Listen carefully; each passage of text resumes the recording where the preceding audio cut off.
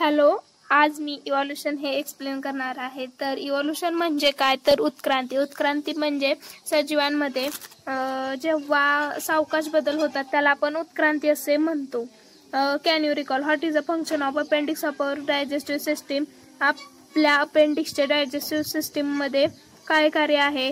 तर अपेंडिक्सचे आपल्या शरीरात कोणतेही कार्य नाही, कारण ते अवयवयुक्त आहे. Second, are our wisdom teeth really useful for chewing the food? आता विस्टन टीथ म्हणजे अक्कल.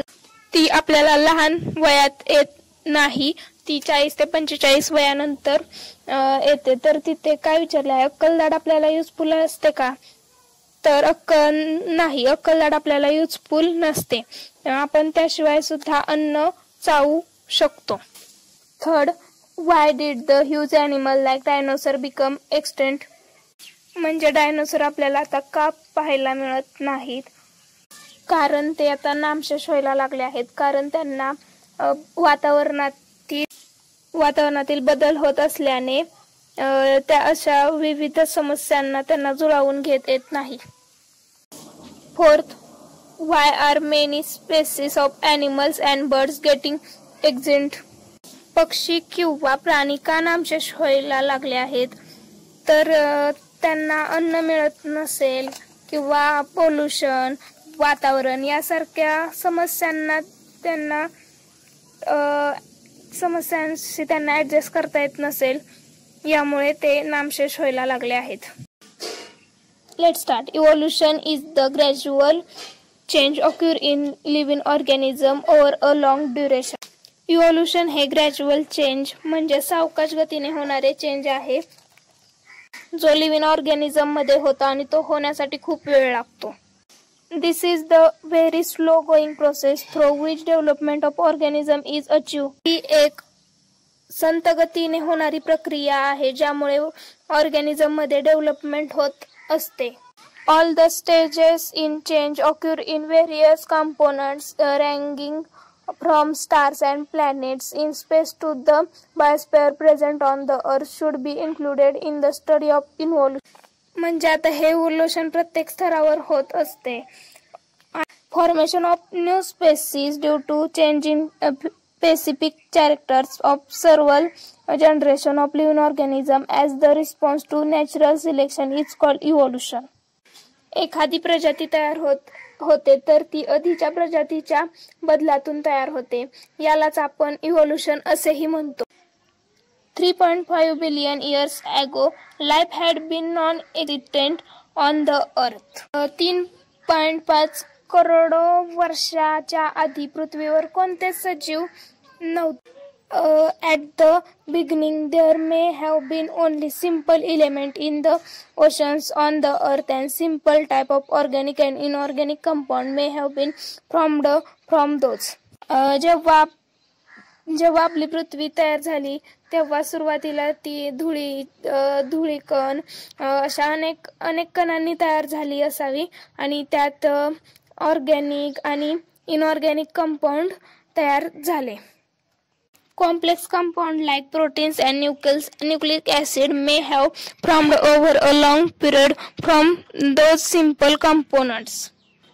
प्रोटीन आणि न्यूक्लिक ऍसिड हे पृथ्वीवर तयार झाल्यानंतर खूप कालावधीने सिंपल कंपाऊंड्स तयार झाले असावी.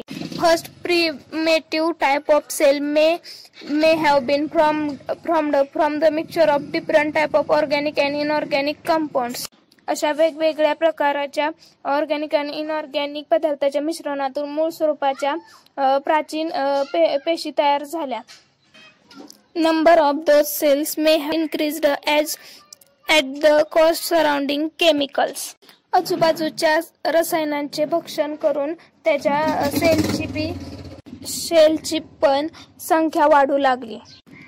There may had been some difference among those cells, and according to principle of natural selection, some may have shown good growth and some may have perished which could not adjust with the surrounding. म्हणजे जे सजीव स्वतःला surrounding सोबत adjust करू शकले ते जगले, पण जे स्वतःला वातावरणातील बदलांशी ऍडजस्ट करू शकले नाही ते जगू शकले नाही, ते नष्ट झाले.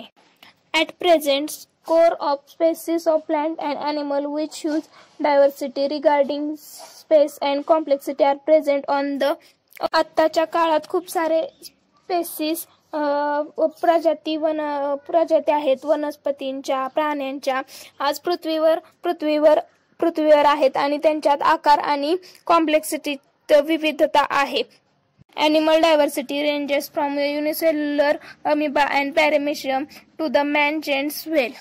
प्राण्यांची डायव्हर्सिटी ती युनिसेल्युलर अमिबा आणि पॅरामेशियम पासून चालू झाली, ती आता खूप साऱ्या माणसापर्यंत ते देवमाशापर्यंत पोहोचली. Plant diversity consists on various species ranging from unicellular chlorella to the huge banyan tree. वनस्पतींची मध्ये जी काही विविधता आहे ती क्लोरेरा पासून चालू झाली होती, ती आतापर्यंत बनियान ट्री पर्यंत पोहोचली. The life existing on earth everywhere from equator to both of poles. पृथ्वीवर विषुववृत्तापासून ते ध्रुवापर्यंत प्रत्येक ठिकाणी सजीव सृष्टी अस्तित्वात आहे. Organism are present at all the spaces like air, water, land, rock etcetera. सूक्ष्मजीव हे प्रत्येक ठिकाणी आहेत, जसं की हवा, पाणी, जमीन, खडक. Humans have shown curiosity about the organic of life and reason for such a great diversity in life present on the earth since ancient period.